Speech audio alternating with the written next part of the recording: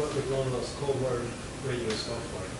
What? Are you able to hear me okay? Yes. How much would one of those Cold War radios that actually operate? How much would that cost? Well, it varied really. Most of them were in the $300 range or more. They were pretty expensive if they were in working shape. Some of the older ones were only 100 or 200, but the ones that were working well were pretty expensive, especially the flatter ones that were the solid state ones like what we would have from Vietnam era. These would have been the later Cold War radios from the late 80s, and they had the digital, instead of having a VFO, it had digital channel selection, and those were pretty expensive, at least about $400 or $500 or more. Did they have, did you see any Collins radios over there? Yes.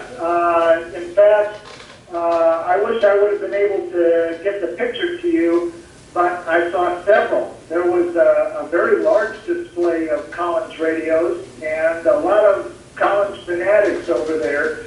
And when they found out I was from Nebraska, they said, well, that's close to Iowa, isn't it? And I said, yes, it is. At least it's closer than you are. But, and I told them I was glad to know several people that work at Collins and have played with some of those radios. And I told them about the Collins Museum as well.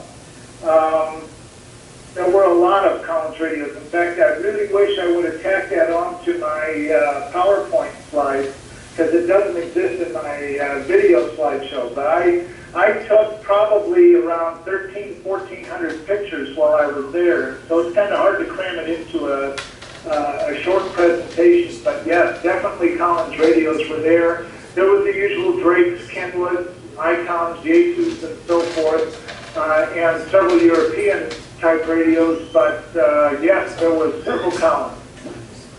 Yes. Well, that's nice, because we have the opportunity on our station to operate the S-Line and the KWM2 and KWM380.